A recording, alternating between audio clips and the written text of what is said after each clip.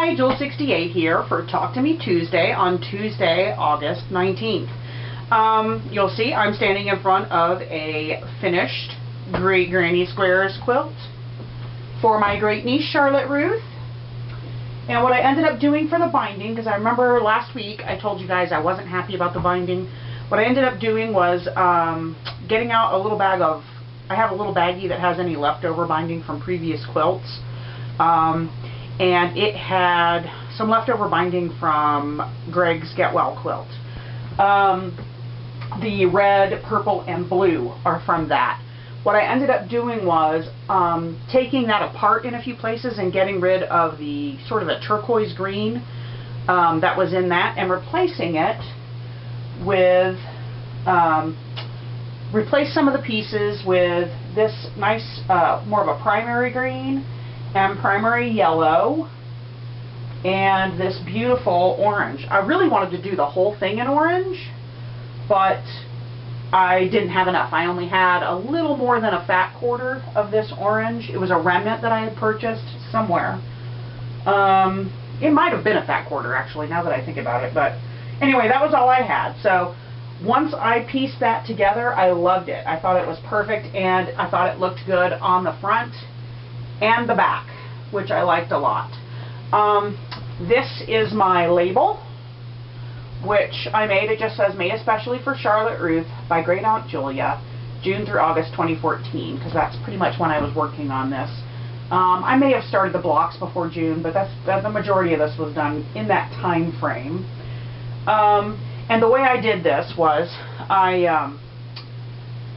I cut out some white fabric that was just some more of this stuff right here, this Kona cotton, and into a square, folded that in half to make this triangle, and then I took a piece, I put some, I didn't do that yet, shut up.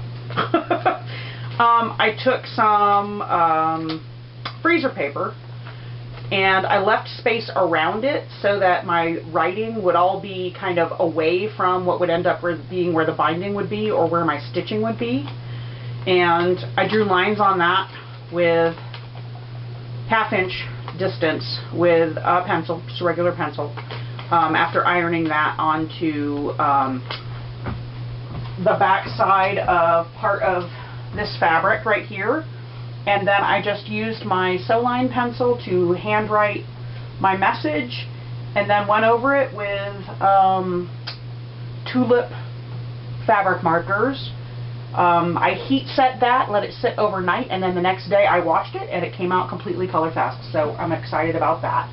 Oh, and before I put that in here, before I bound the quilt, what I did was, after this was all done and heat set, I removed the freezer paper, and I put a piece of Steam-A-Seam Light, used for like appliques or whatever, and I put that underneath here and fused it all the way down, which also helped heat set that a little bit more. So there were actually raw edges of that label along the raw edges of the quilt, and then the folded edge was right here.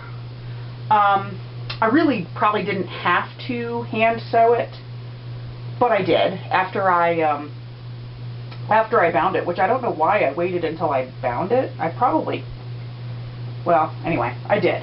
I waited until I bound it. I hand sewed it right here with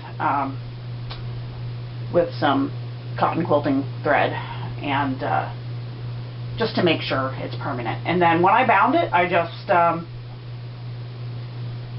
had that already fused down there, so I just did the binding right on top of it. So I'm very happy with how that turned out. It's been washed. None of my colors bled, which I was a little concerned about. Yeah, I'm really excited. I need to get that thing in the mail. I should probably try to do that today. I did take some shots. I took it outside the morning that after I washed it. I took it outside and hung it on my neighbor's chain link fence to take some nice, it was nice and bright and clear out that day. Took some nice natural light photos and also a little snippet of video, and I'm going to stick that in right here. Hello there. I'm just filming a little snippet to add to my video this coming Tuesday of my completed Great Granny's quilt. It's been quilted, labeled and bound and washed, and I just love it so much I'm gonna have a hard time saying goodbye to it. This has been a really fun quilt to make. Whee! Look at it go. I love the back. You can see the balloons with the sun shining through, so I really like that. Let's flip it around.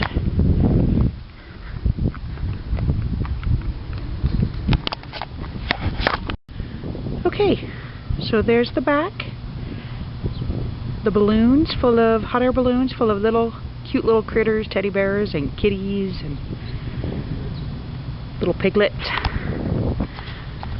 Come up here so you can see some of the quilting. Just straight line grid quilting.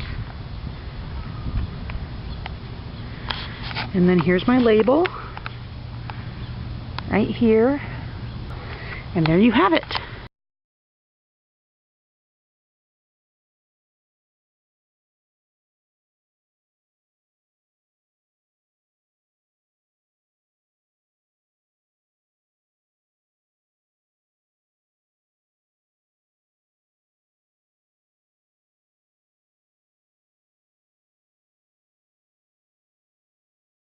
And welcome back.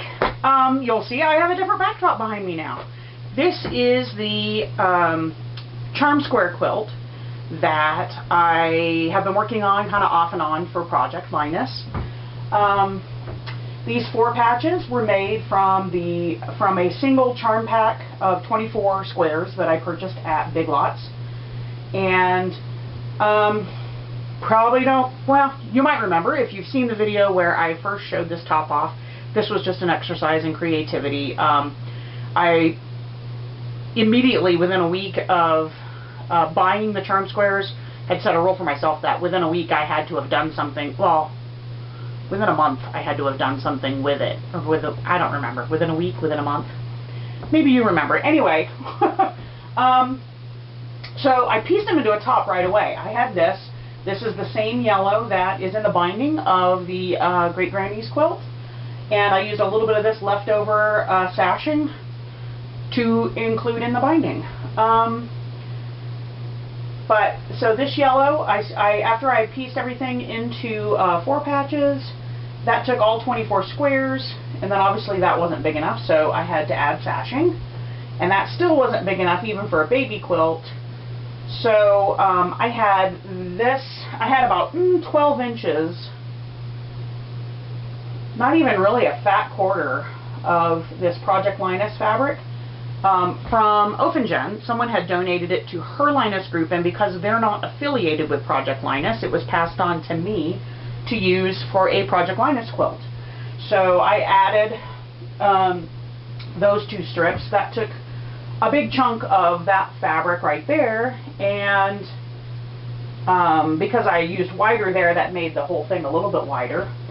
This fabric right here came from donated fabric to my Project Linus group, and the backing also came from donations to Project Linus. So I just went through the bins, and one of the ladies, Sandy there, who was so helpful with me basting the Get Well quilt, she helped me pin down a backing that we thought would work really well.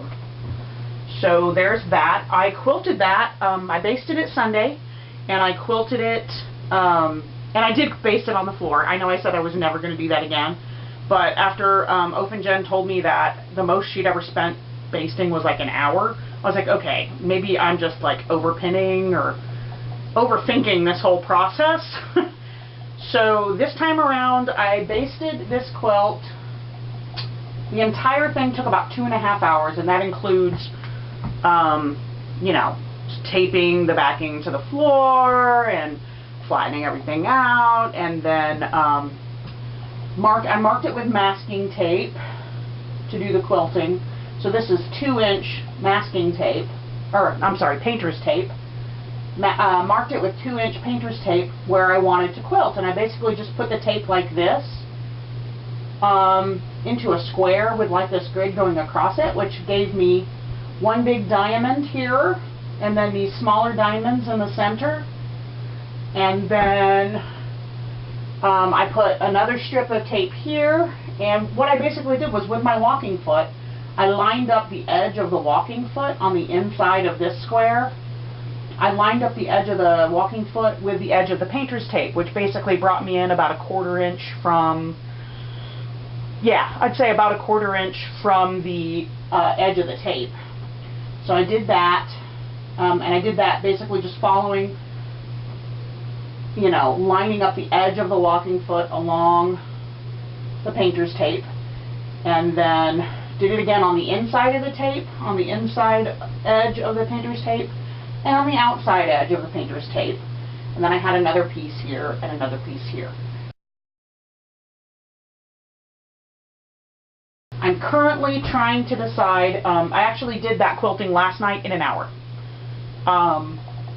It was an hour from start to finish of starting these little diamonds and peeling off the painter's tape and taking the pins out of the painter's tape. So, getting faster, I guess, especially with the straight line quilting. Thank you, Walking Foot. I will say I haven't quite decided if I need to add some more quilting or not. I think I kind of want to. So I'm thinking I might just go straight down the middle in between these two quilting lines and just make another diamond there. And probably the same thing here. Maybe even like make it like a rectangle. Just because there's, you know, maybe at least 6 inches, I would say, probably, in those two spaces. That one's probably about 5 inches, and that one's probably about 6. These other ones, I think, are small enough, and they'll be fine. In fact, I'm even toying with the idea of doing little ties right here in these little center points that I originally started marking with sew line, because I was going to just do grids like I did on the Granny Squares quilt, and then I thought, this whole thing has been a creative exercise from start to finish. I might as well do that with the quilting as well. So, there's that. Hopefully we'll have that wrapped up tonight. Quilted and bound. We will see. I guess that's it. Oh, and the binding. This is the binding for that. I already have that ready to go. And I guess that's it. Don't forget, everybody that makes a video and posts it into the Talk to Me Tuesday live journal group in the month of August is entered in a drawing for the Christmas in August prize, which is it's like a 2.5-gallon Ziploc bag full of Christmas crafty supplies. So don't forget, you're going to be entered for that. Please let me know if you don't want to be considered in that drawing. And I guess that's it. Everybody have a great week. I look forward to seeing your videos. Talk to you next week. Bye!